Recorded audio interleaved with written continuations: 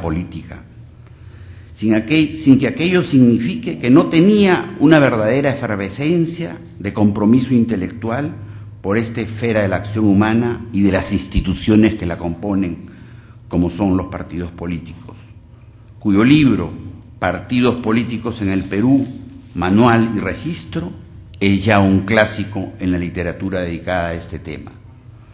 El día de hoy no solo es el de la presentación del último trabajo de Álvaro, es de homenaje académico a su talento y su obra, y qué mejor que hacerlo en este local por donde han pasado brillantes personalidades de su estrado, simbolizando la cátedra, la reflexión, la tolerancia y la inteligencia. Pero se nos ha invitado a comentar la obra Las dos caras del gran elector, que, como bien se ha mencionado, está conformado por 4 ensayos, en apariencia autónomos, pero unidos por la pluma fina y penetrante de Álvaro.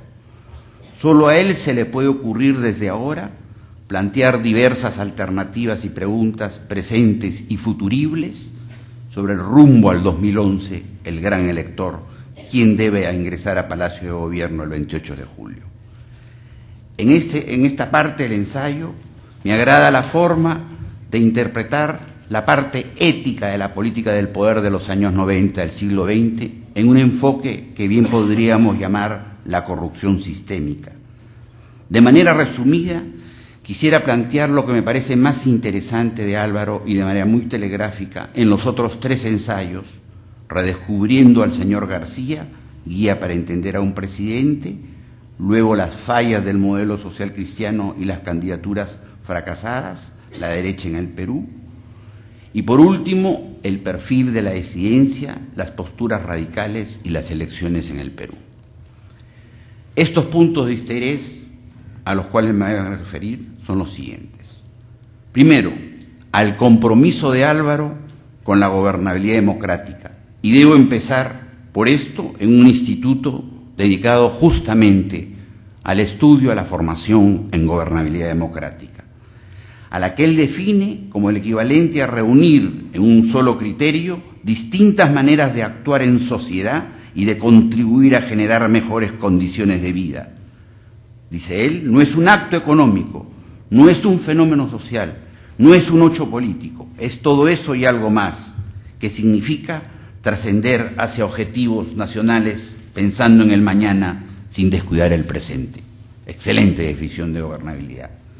Segundo, su gran preocupación, que aquí ha sido mencionado, por el antisistema, pero como modalidad de una cultura de insatisfacción violentista y no democrática que puede asomar si el exitoso proceso de crecimiento de los últimos años, nos dice Álvaro, no se acompaña de la inclusión de los andinos y amazónicos excluidos, especialmente del sur andino y el altiplánico. En esta idea insiste muchas veces Álvaro. Tercero, la firme creencia en la descentralización del país a pesar de todos los problemas que ésta acarrea. Pero todo aquello, nos dice, es mejor que seguir centralizando en Lima al Perú.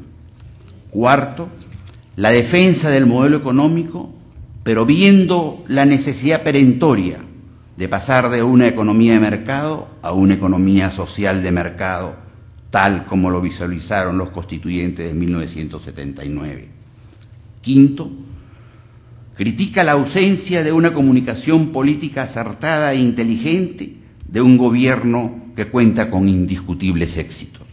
Sexto, la convicción de que no existen iluminados en la política, sino que deben existir líderes visionarios con perspectiva, es decir, como dirían Berger y Bertrand de Juvenel, con la identificación de un futuro deseable que depende del conocimiento sobre las acciones que el ser humano quiere emprender. Séptimo, la necesidad que el líder visionario actúe sin enfrentamientos directos con actores sociales e instituciones que dan soporte básico a la gobernabilidad. Y esto es muy importante pensando en el Perú actual. Octavo, la forma como el presidente Alan García, en su dimensión intelectual, ha sabido procesar en la ideología y la praxis el pensamiento de la Torre, pero de cara a la modernidad y al desafío de la globalización. Noveno, de cómo el actual gobierno, ciertamente, si es exitoso, el presidente se convertirá en el gran elector el año 2011. Décimo, Simone de Beauvoir, la compañera de Jean-Paul Sartre, decía que si algún político negaba que existía la derecha, casi de seguro era de derecha. Álvaro, con ese talento similar al del gran politicólogo Norberto Bobbio, sí cree en la diada derechas e izquierdas. Y la diferencia fundamental es que la derecha desdeña el concepto de justicia social y en la izquierda está en el corazón de la acción. Onceava, la forma que da a conocer las diferencias entre el pensamiento de Víctor Andrés Belaúnde y José de la Riva Agüero, que a mí me han impresionado, y sobre todo que han permitido, en mi caso, apreciar y valorar mejor el aporte de Víctor Andrés Belaúnde al pensamiento político peruano. Por ejemplo, cuando se lee en el texto, y cito a Víctor Andrés Belaúnde, el principio básico de la realista arequipeño es entender el trabajo no como una mercancía, sino como elemento humano que debe ser orientado a un fin social. Doceavo, el concepto de espacio político sobrepoblado de presuntos líderes en busca de ese espacio, a lo que ha dicho el doctor Felipe Osterling, que nos lleva mejor a comprender por qué tantos quieren ser presidentes en este país sin ser conscientes del valor de su estatura política. Treceavo, el análisis fino y detallado desde el entorno familiar, social y militar del protagonismo de Ollanta, que lo lleva a un resultado en las elecciones de 2006 que casi alcanza la presidencia de la nación. 14. El juicio a Fujimori, entendido no solo en la dimensión de la corrupción, sino especialmente a la forma de hacer política de manera autoritaria. 15. El análisis de los entornos presidenciales, los asesores o consejeros, y lo que esto significa en diferentes momentos en los presidentes, y aquí veo a mi gran amigo querido Juan de la Puente, que ha pertenecido justamente a esas cosas hace poco. Quisiera terminar estas reflexiones, dado el tiempo. Hay mucha riqueza en los 4 ensayos, sin antes rendir homenaje a la modestia de Álvaro, una virtud escasa en los triunfadores, siendo lo opuesto a aquel que no escucha sino cuando hablan de él.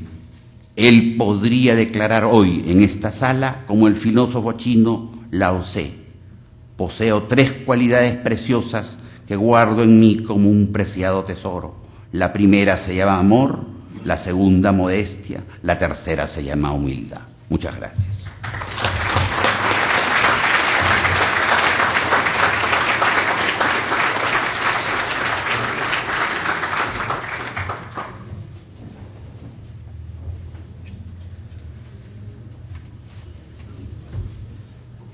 Muchas gracias, doctor Tantalean. Es el turno de las palabras de agradecimiento a nombre de la familia, a cargo del embajador Fernando Rojas Amanez. Fernando.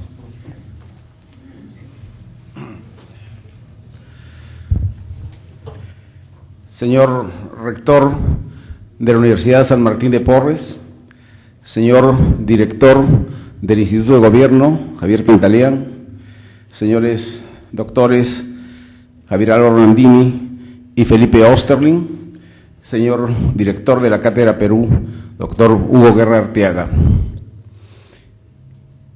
Para mí, en nombre de la familia de Álvaro, en primer lugar, quiero testimoniar nuestro profundo agradecimiento a la Cátedra Perú y a la Universidad San Martín de Porres. Y, por supuesto, a los comentarios que los 3 expositores han formulado, no solamente sobre la última obra de Álvaro, sino sobre el conjunto de su aporte a la discusión, al conocimiento y a la reflexión de las ideas políticas y particularmente sobre el rol de los partidos, que fue el tema en el cual Álvaro centró sus preocupaciones, sus aportes y su trabajo. Yo quiero decir que este acto, que se cumple precisamente al mes exacto en que Álvaro nos dejara de manera tan inopinada, es, sin la menor duda, un acto justo.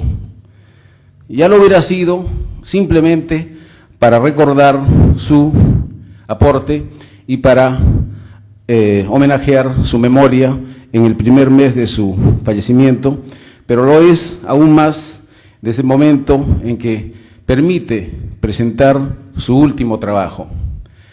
El doctor Hugo Guerra recordaba que hasta la víspera de su fallecimiento, Álvaro estaba profundamente preocupado y comprometido con su libro. Creo que el hecho de que esta noche recordemos a Álvaro como periodista, como cientista político, como politólogo y como profesor universitario, al mes de su fallecimiento es pues muchísimo más significativo y muchísimo más justo con el hecho de que presentamos este libro.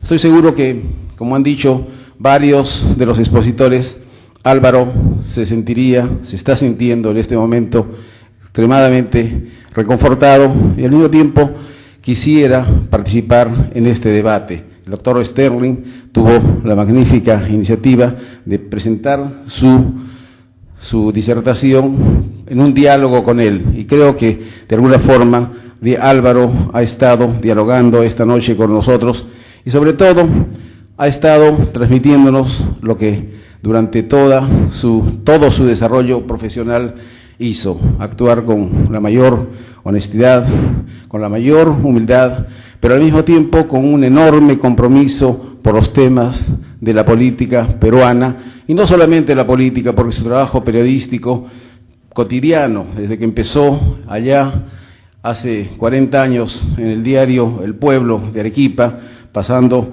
por otras muy distinguidas publicaciones como Expreso, como Caretas, como el diario El Comercio, no solamente lo llevó a abordar esos temas que hoy día nos han reunido aquí, sino otra multiplicidad de asuntos, siempre con sentido crítico, con sentido al mismo tiempo constructivo y comprometido. Yo no quiero extenderme más en nombre de Lena, de Florinda, Alejandra, sus hijas, de mis hermanos, y de todos los demás familiares que estamos aquí. Quiero reiterar nuestro muy profundo agradecimiento por este acto que servirá, estoy convencido, no solamente para valorar la obra de este gran peruano, de este gran arequipeño, sino sobre todo para que su mensaje, al cual en algún momento en uno de sus libros él trazó como una gran frustración nacional, no se quede en aquello, sino más bien sirva para que todos, la sociedad peruana en su conjunto, podamos afirmar los fundamentos no solamente de nuestra institucionalidad, sino de nuestra gobernabilidad y de nuestra democracia. Muchas gracias.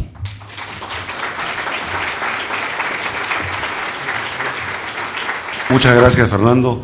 Y como es una tradición en la Cátedra de Perú, al término de esta 31ª sesión, gracias.